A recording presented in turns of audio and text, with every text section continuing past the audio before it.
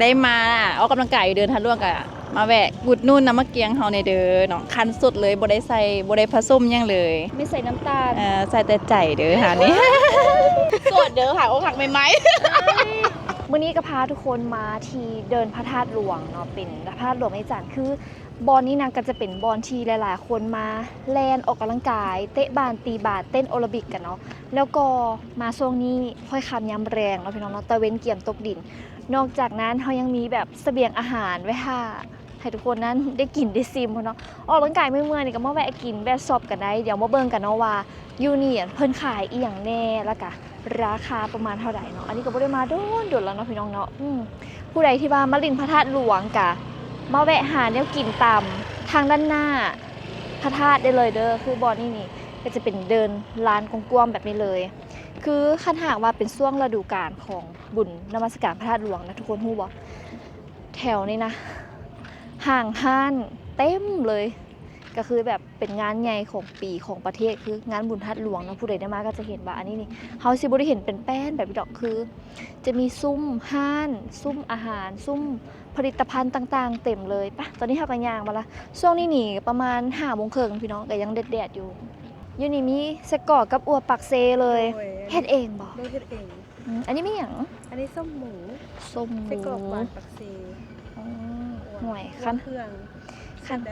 บอกคันหากว่ามีเต่าปิ้งแล้วก็มีข้าวเหนียวนั่นนี่แลนมาไม่เมื่อยแวะซื้อกินได้เลยได้นี่แมนขึ้นอยู่ได้ขึ้นยืนบอกขึ้นอยู่ต้องลองมาขายนี่โดดแล้วหวะได้2 มื้อหาก็มาโดยหาก็มาได้2 มื้อคือขออนุญาตถามเลยคือมานี่มีค่าเช่าสถานที่บ่มีแต่ว่าเขาตกแรงมา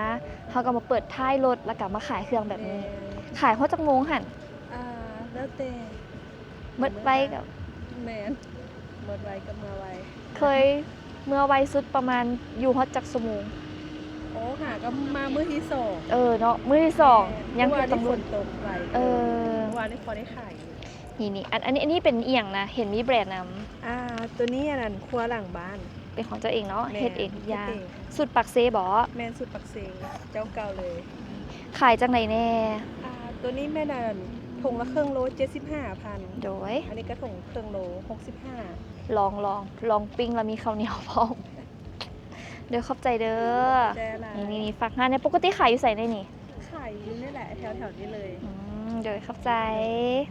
เสื้อผ้าก็มีเด้อพี่น้องนี่ตู้นึง59,000 กีบมีน้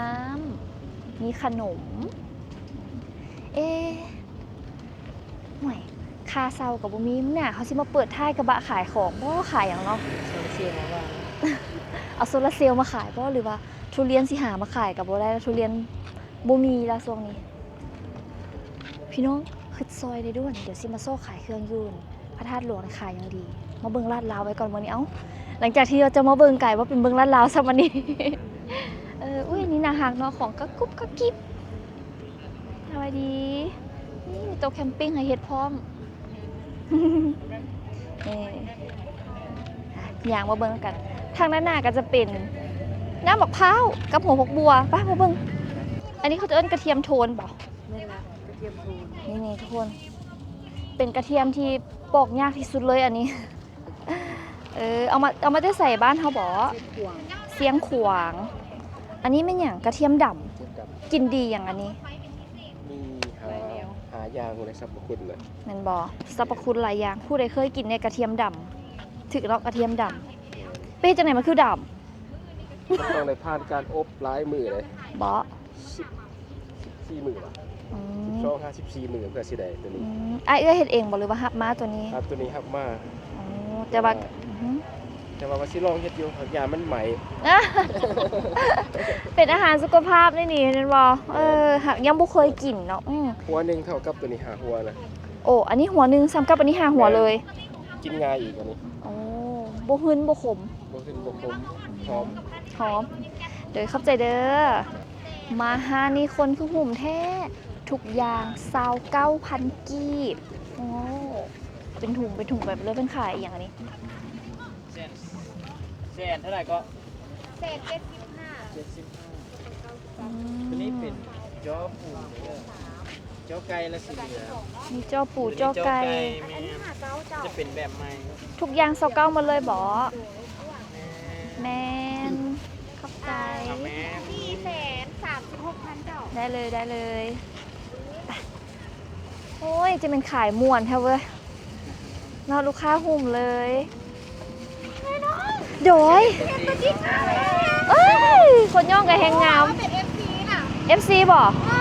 ป้า คลิปเลยทุกคลิปเลยแต่งกลิ่นเอ้ยอยากทัน คอยกับ FC จะคุยกันคนมากได้ทานับเงินนี่เนี่ยจะเป็นยิ้มมีความสุข เข้าใจมาไหมคะ เราหากระเห็นตัวจริงแค่เดียวนี่แหละ อันเห็นได้ฮู้ก็ว่าอย่าอ้วกอันตุยๆเนาะแต่ว่าคนตัวจริงเนี่ยโดย ฮานฮานนี่อวยเก่งเนาะเมค่าฮานเพราะค่านี่อวยเก่งแฮงเว้ย บอ ฮะ น้องทำว่าตัวจริงไว้กับในฮูปคันมาให้น้องเทียบในฮูปนี่น้องมาในฮูปพันบงาม เพื่อนบอก แต่ว่าในตัวจริงเอ้ยนี่งามก็ในฮูปเป็น100 เท่า แม่นเลย ใครเนี่ยคนบัวบัด ในฮู้ประยัก อันบอก บวบนะ ปกติได้ขายอยู่ใส ปกติของน้องเมนอันวันนั่นซุกฮอดวันคิดน้องจะลงถาดหลวง สุกหาทิตย์ลงที่ท่าหลวง แม่น ว่าปกติลงที่ใส แล้ววันจันทร์หาวันพฤหัสแมนลงอยู่ดงโดกทางขึ้นบอลอันเดินเตะบานของสนามเตะบานมอโซฮะนะ โดยขออนุญาตถามได้บอกทุกอย่าง29,000เอามามื้อหนึงจักอัน หลายร้อยบ่ได้นับเลยแต่ละมือ เมิดตลอด เมิดเกลี้ยง โอ้ขันอยากกินนี้นอกจากอยู่หันกับอยู่นี่ไปซื้อใส่ได้อีกบ่มีเพจมีอะไรทำไม เขามีสางใหญ่เขาจะอยู่ทงปงสางที่ว่าเดินทางมาไทยนะจะอยู่ทงปงแต่ว่าทางอาหารปัจจุบันของน้องก็คืออยู่อันดงเสียงดี หลังโรงเรียนตำรวจน่ะ อ่า เพราะว่าน้องไปเฮ็ดฮันอยู่หันน้อยๆเลยเอิ้นว่าจะขยายสาขาว่าสิจ้ะ ละวันนี้ก่อนสีได้ราคานี้มาเมนจะมันเป็นแพ็คละโลเนาะ อ่ะ แล้วมันแพงหลายคนบ่อยากซื้อ อืม เมนบอกแพ็คหนึ่งแพงเดียวแพ็คละโลมันก็50-60เนาะ อืม แล้ววันนี้เพื่อเด็กน้อยหรือว่าคนที่แบบว่าก็จะมีงบหน่อยซะ29,000 30,000ก็ได้กินสินะ อืม ก็เลยแบบเขาก็เลยสั่งโรงงานมาอยากให้กับเจ้าเฮ็ดแพ็คน้อยแพ็คครึ่งโลมา อืม เพื่อให้ได้ซื้อถุงละ29ได้30,000ได้จังซี่นะ บางคนก็อยู่กัน2-3 คนซื้อไปหลายก็กินบ่หมด แม่น อันนี้ถึกลงแล้วก็ได้กินหลายอันปนๆกันไป แม่นก็เลยว่าเฮ็ดถุงน้อยๆมาให้กับเจ้าได้จับต้อง เดๆ แล้วหลายคนว่าคือมาขายราคาถูกแค่หมดอายุบ่แม่นเฮาสร้างนี่นะก็คือทิศต่อทิศเลย เครื่องตัวนี้มันจะอยู่ได้เป็นเดือนหรือว่ากับปีนึง ซื้อหยังฝากร้านในจ้ะ น้องซื้ออำพรแต่ว่าซื้อลิ้นซื้อกระเจ้าเอิ้นพ่อแม่เอิ้นหรือว่าไทยเฮือนเอิ้นกับเจ๊อำ เจ๊อำ ซื้อเฮาซื้อเจ๊ตั้งแต่น้อยหั่นน่ะแล้วพอดีซื้อเข้าเฮียนแล้วซื้ออำก็เลยเป็นเจ๊อำเลย แต่บ่แม่นว่าเจ๊อำแล้วมีเงินมีคำบ่แม่น เจ๊เลยมึงนี่เนี่ยหากะมานี่นะเนาะ แต่บ่แม่นเป็นซื้อเจ๊ซื้อๆก็เลยว่าตึมอ่ำใส่แล้วก็เป็นเจ๊อ่ำแล้วหลายคนแล้วว่าโอ๊ยเจ๊อ่ำมันรวยบ่แม่น โอ้ยก็รวยแล้วนะ ก็อยากได้อยู่ เดี๋ยวขอบใจ แต่ว่าบ่อยากได้อย่างตัวนี้อยากได้ความงามของไอ้น้องไอ้น้องคือ แหงงาม แฮง คนย่องแหงงามอวยเก่งนะหนีก่อนท่านนี่ ขอบใจเด้อขนมอันนี้เขาจะเอิ้นอีหยัง เปิดว่าทีรามิสุ ขายจังไหนราคาจังไหน ทุกหนาแมนหาสิบหาพัน ทุกหน้า55,000อันนี้เฮ็ดเองหมดเลยบ่ แมนเห็ดเองหมันเลย โอ้มาขายนี่โดดแล้วหว่า ฮักกระไดเดือนหนึ่ง ได้เดือนหนึงหน้าใดได้ขายดี หนานี้มันขายดีที่สุด มันเป็นแนวใดตัวนี้ เป็นช็อกโกแลต บ้านหน่อยบ้านลาย หวานพอดีหวานมันเหมือนกินแบบ เอาอันนี้เนี่ยอันหนึงเดี๋ยว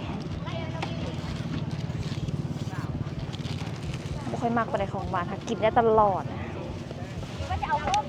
เฮ็ดเองแท้ว่ะ ตัวแม่ ไปเฮียนเฮ็ดอยู่ใส่ เพื่อเพื่อนผู้ชายมา อยู่จังหวัดใดค่ะ เช่นอุบล เฮียนอยู่อุบลเฮียนโดดบ่ อาทิตย์หนึ่ง อาทิตย์หนึงก็เป็นแล้ว โอ้ย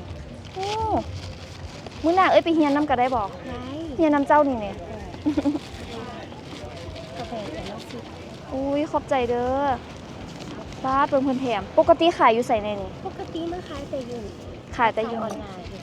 ซื้อเพจซื้ออย่างว่า อาวาน่าแต่ว่าซื้อเพจเท่าโบมีแต่ว่าเขาจะเป็นซื้อบุคคล อ่าฮะ แต่ ซื้อ ตามไปเองเลย ซื้อเจ้าเองบ่ โดย โดยเป็นเท่าไหร่ เอาเป็น50เดี๋ยว เดี๋ยวอย่าแถมอะไรแม่ เอาไปเดี๋ยว10 โมง ขอบใจเด้อ บ้านแป๊บนึง ใจเด้อ รถแรกแจกแถมอันนี้เฉพาะน้องแต่คนอื่นมากับราคาปกติได้เพิ่นเอ้าไอ้น้องเสีย55บาทคือได้ร้อยน้องก็มากินของหวานได้ดีว่าน้องสิเป็นเฮียนเฮ็ดขนมบ่เนาะเฮ็ดกินเองเลยสินี่ก็โอเคได้ราคาก็เริ่มต้น4-50 พันสินะอันนี้ไม่หยังชมพูเด้ออันนี้ชมพูเคยเห็นให้กินเท่านึง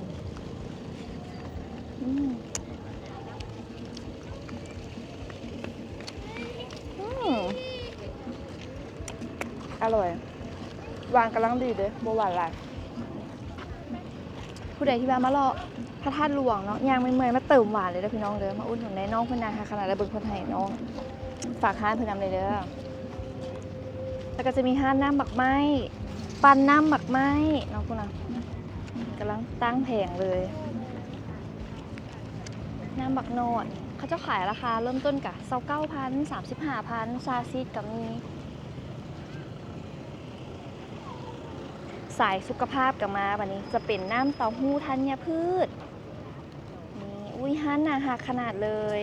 คือมีท็อปปิ้งหลายอันนี้เป็นขายอีหยังเนาะนี่เนาะ อันนี้มันน้ำของหูธัญพืชนะ น้ำเต้าหู้ธัญพืชต้มเองเฮ็ดเอง เฮ็ดเองแม่ ฮันน่าหักเนาะ ใช่ ไม่ค่าซื้อไว้อย่างนะ ซื้อหลาน้อย หลานน้อยมาขายดีเดี๋ยวแล้วหวะ โมมื้อนี้มื้อที่ เป็นอย่างขึ้นมาขายอยู่นี่ได้ 4อันตอนแรกก็มาย่างก่อนตอนแรกก็เริ่มมาย่างก่อนแล้วก็2แม่นเฮาวันเฮ็ดกินเองอยู่แล้วแน่แล้วก็เลยว่าอาศัยว่าเสาร์อาทิตย์เฮาก็เฮ็ดเสาร์อาทิตย์แต่ละอาทิตย์ก็เฮ็ดทุกเสาร์ทุกอาทิตย์นะ อือฮึ แล้วก็เอาไว้กินแน่แล้วก็เลยคิดหลายขึ้นแล้วก็เอามาขาย นี่เริ่มจากความหมักเริ่มจากการมาย่างก่อนเฮ้ยสิบ่ได้มาตั้งห้านข้างๆเลยบ่เนาะอันนี้ก็เริ่มจากการมาเลาะก่อนแล้ว เอาเอ้ย อุ้ยอย่าฟ้าวมาจากโมงหาจากโมง เฮาบ่แน่เนาะคันต้มแล้วไว้แต่ว่าก็น่าจะประมาณ3:30นเฮานี่ 3 คนลงมา 3:30น จากบ้านมานี่ไกลบ่ ไก่อยู่ สาวดงนาโซกเหนือหรือดงนาโซกใต้นี่ ดงมะส้มเหนือ อุ้ยกะไก่อยู่ มากับไผ่มื้อนี้ มากับเอื้อยเอาเข้าใจไว้โดยมากับเอื้อย แสดงว่าเฮายังบ่ได้มีอาหารบ่อนอื่นเฮาหามาขายบ่ในครั้งแรก แม่นแต่ว่าแผนกับเอื้อยไว้อยู่ว่าคันสมมุติเริ่มคงทีมีหยังเริ่มคงทีระบบเฮาเริ่มดีก็อยากที่จะมีอาหารเพราะว่าหลายๆคนสังเกตว่าลูกค้าหลายคนก็เจ้าก็มาถามว่าขายซะอีกบ่ แม่ขายสิอีกบ่จัดหาซุปขายสิอีกบ่ นี่ไผ่มักสุขภาพนักวิธัญพืชธัญญาหารนี่ กินอิ่มท้องแน่นอน ดีต่อสุขภาพ ดีต่อสุขภาพพร้อมเฮงๆมันหมานเด้อ เข้าใจเด้อ ขอบใจ มา อุ๊ย ชิมเด้อ โดยได้ฮั่นนะฮะขนาดเลยอ่ะนี่หิวข้าวกับมีวันนี้กับข้าวลาวๆเขาเลยวันนี้ป๊าดถูกเอ้ยเฮ็ดหยังมาขายเลยเนาะนี่เนาะ ส้มปลาดู ส้มปลาโดเบิ่งก่อนได้เด้อซื้อซ่าหมดใด เจ้าโอ๊ตอาหารลาว ฮะ ๆเจ้าโอ๊ตใส่ปลาเจ้าปลาจูก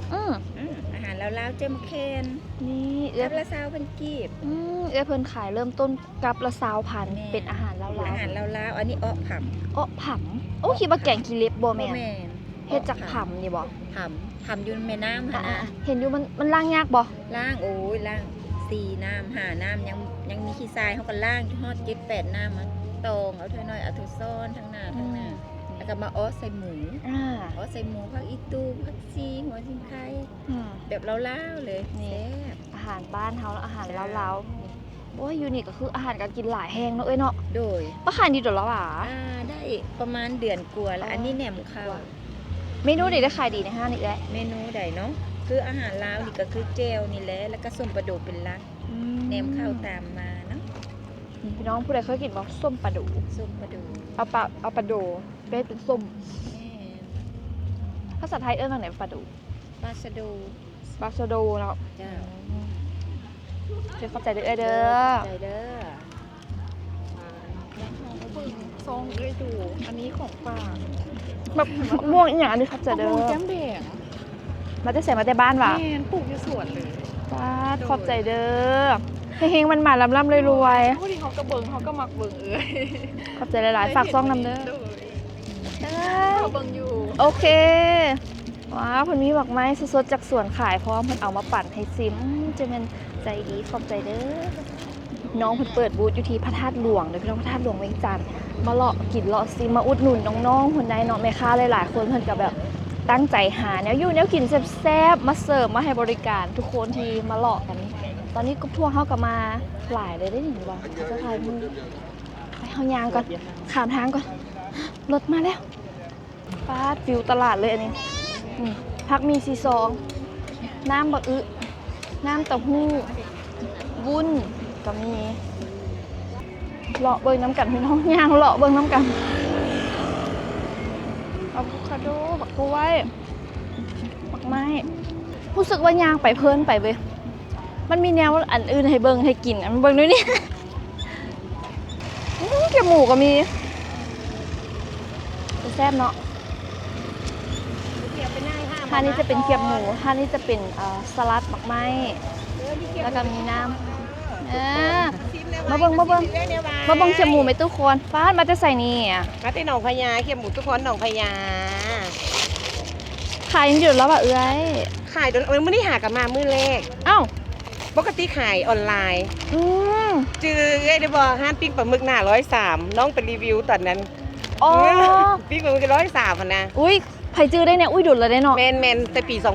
2019 เป็นอะไรเศร้าขายแล้วป่ะ มันแต่โควิดมามันก็นาลาหลังๆแบบไอ้ไหนมันก็แบบนั่นละกัน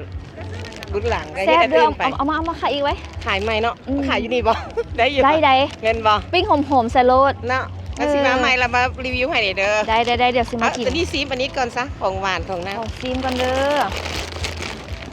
จืนเองเลยบ่ เมนจืดเองหากันแล้วก็แลนออกมาเลยนี่ เคียบหมูตู้คอนปกติขายจังไหนกันแน่ อันมื้อนี้มาเปิดโล250,000คือเก่าราคาเดียวกับราคาเก่าเลย อืม ปกติเดี๋ยวนี้มันขึ้นเหมือนละเครื่องนะขึ้นทุบครึ่งแต่ก็ยังขายราคาเก่า หมูกับแพงน้ำมันกับแพง แม่น เป็นจังไหนขึ้นมาขายพี่ได้ เอ้ยหมูมากันเลยว่าโทรหามึงว่างเหรอกันเลยออกมาสวนก็จะออกมา เออ มึงไปขายเครื่องเบิกกำลังนางหายเขียบอยู่ที่จริงอะเสือไปส่งกับเจ้าแน่เลย อืม ก็เลยว่าโอ้ยมาลองมาตลาดใหม่ อ่า อืม มือแรก มื้อแรก ฝากมาอุดหนุนในใบมือแรกนี่เป็นจังไหนมือแรกของเรา ฮะ โดย ฝากเลยเด้อฝากอุดหนุนเขียบหมูมิตู้พรนี่เด้อข้างห้างกับสลัดโลเลยเด้อเขียบหมูตู้พรหนองพญามื้อนี้ตู้พรบ่ได้มาธรรมดามีตู้พรมาเอง ตู้พรมาเองเหรอ อืม แล้วยังมีอีกอันหนึงเด้อน้ำพริก ใหม่ๆกรอบ เป็นน้ำพริกกากหมูเด้อนี่นะยังเพิ่นได้หายอันนี้คือน้ำพริกกากหมู ๆขายเริ่มต้นเท่าไหร่น้ำพริกกากหมู แล้วก็กับหนึ่ง60,000กีบแหม่ ได้แบบนี้เลยแมันบ่ แมนแบบนี้เลย อันน้ำพริกกากหมูในกล่องนึง อุ้ยเดย์เพิ่นแฮกหมานให้ขอบใจเด้อ ขอบใจ เดี๋ยวสิแถบอันนี้ผมนี่ให้เลยตั้ง อุ้ยขอบใจหลายๆให้เฮงมันหมานรวยละรวยอีกเด้ โด อย เจนกันเด้อโอ้ยแฮกหมานแล้วมื้อนี้อ้าวอันนี้ ขอบใจ ขอถ่ายรูปนำได้ดูนะ ได้เลยมาเลย แม่ขอถ่ายกับตู้จัดนี่จ้ะ มาเด้อแน่พี่น้องเอ้ยได้เขียบหมูมาละป้าวันนี้เขาไปเลาะกันต่อเลยตอนนี้คนก็เริ่มหลายแล้วเนาะขายมันมาเด้อป้าคุณนายแม่ค้าเพิ่นเปิดท้ายรถขายแบบนี้เลย โอ้ยสบายดีคนงาม สบายดีบักกล้วยบักไม้มาจะใส่เน้อนี่เนาะ แข่งกันก็เห็นเจ้าตลอด เห็นอยู่ใส่ เอาเจ้ากันเจ้าน้องพูดสดๆเด้ มันบ่อันนี้เอามาจะใส่แขกเว้งจันทร์ แข่งเว้งจันทร์จะมาคอยเรียกให้ดูวันศุกร์เขาจะมาเอา โอ้ขายจังไหนแน่นี่ ได้โลแล้วเหรอ ซื้ออีกแล้วทุกคนเลยมาซื้อกล้วย มาแต่ไก่เลยได้เห็นเนาะบ้าอันเขาจะเอิ้นใหม่ก่อนนี่ มากซิดา มันก็ใหญ่โพดอันนี้ หน่วยหนึงเกือบมันโลเลย หน่วยละโลพี่ยมนะหนอนไปใส่แล้วจับหนอนมาโซก่อนเพื่อนเอาออกแล้วป่ะเอ้ยดิ กล้วยเจ้าบอกกล้วยเราที่ไหน ผลไม้บ้านเฮาปลอดสารพิษปลูกแบบธรรมชาติเอาเจ้าปลูกเองเหรอ แม่เขาปลูกเองบ่ได้ซื้อใด เมาแท้ ไปเอาวีนี่เจ้าเด้อเพราะว่าสิเอาไว้ นี่วีนี้เพิ่นเอามาเสียไว้เพิ่นปันให้ลูกค้ามาเด้ปลูกเองบ่ ปลูกเองเพราะมันคือส่วน ดนบ่ได้ขาย มีเม็ดบอกปลูกเอง มีเท่านี้ละได้หมดเท่านี้ได้3-4เครือซ้ำ อืม ธิดาก็ได้บ่ได้หลาย โดยมาน้องคอน QR เด้โอนจ่ายเท่าไหร่นะบักกล้วยเฮาฟาดเมียจะรู้ได้คน15,000 15มีแต่วีใหญ่เจ้าไปซื้อตลาดบ่ได้15 เนาะตึงๆอีกเนาะนี่ขอบใจอ้ายมักไม้สดๆเพิ่นปลูกเองเลยพี่น้องเอามาจากสวนที่จริงนะ ยาวแบบพูดเลยจะเขาสิยางสุดบ่ทุกคนนี่มันเริ่มหนักเลยนี่นะยางมาน้อยเดียวนึงพูดนะอาหารเต็มไม้เต็มมืออยากมีเงินหลายๆได้เนาะจะซื้อหลาย ต้องพูดสอนมั้ง ๆ โดย ไอ้เป็นคนไทยแฟนเพื่อนอยากถ่ายรูปได้ด้วยว่า ได้เลย เป็น FC ก็เป็น FC บอก มาจากฝั่งนู้นเหรอ มาจากปากเซเหรอ บอน้องอยู่เวียงละเดี๋ยวนี้ อ๋อเหรอ โดย โอเค ขอบคุณมากเลย ขอบคุณเหมือนกันค่ะ จ้า เดี๋ยวขอเซลฟี่นะ ได้เลยไอ้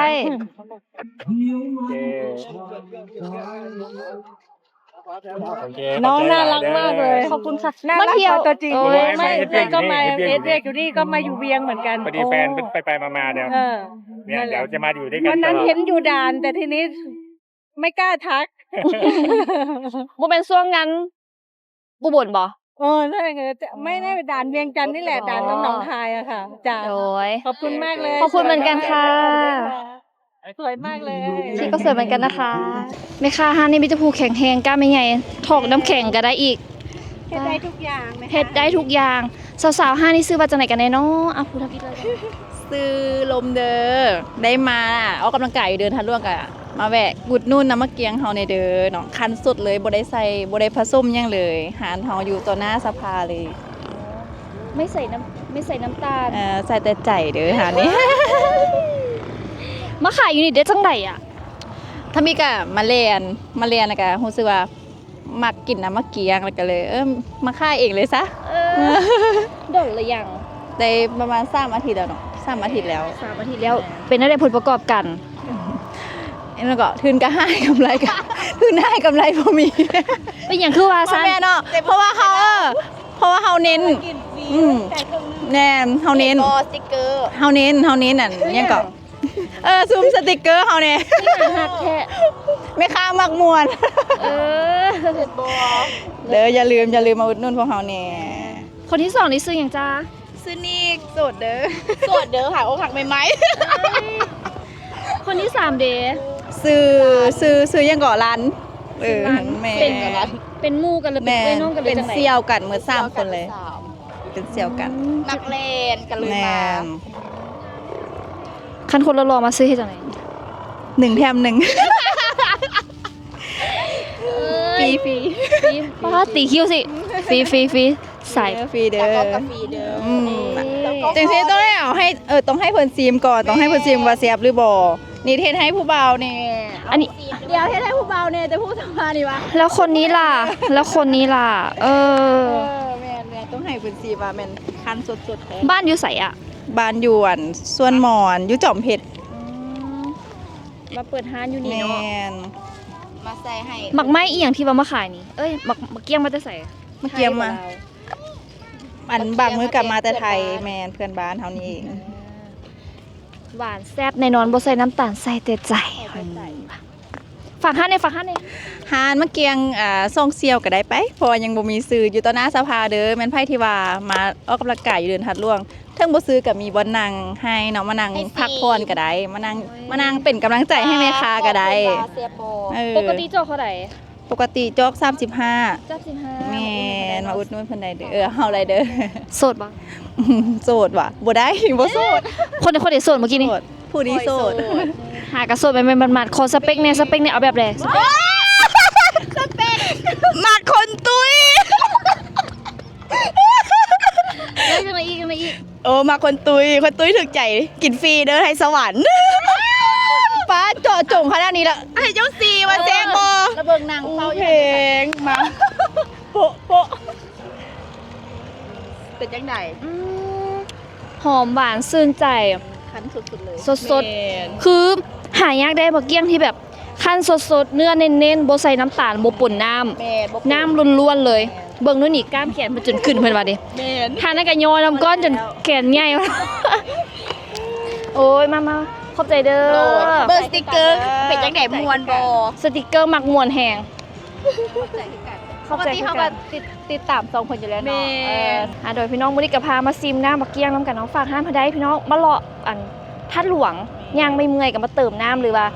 มาลินธาตุหลวงนี่บอกรถนี่นะมาหน้าสภาเด้อสิไปหาผู้สาวคันหน้ามักเกี้ยงว่าสินี่ ขอบใจเด้อ ขอบใจเด้อ ได้หลาย เป็น FC เจ้าด้วยดิ เพิ่นบอก แม่น มารอกัน2คนบ่ แม่น ได้ยังกินเนี่ยเลย แม่น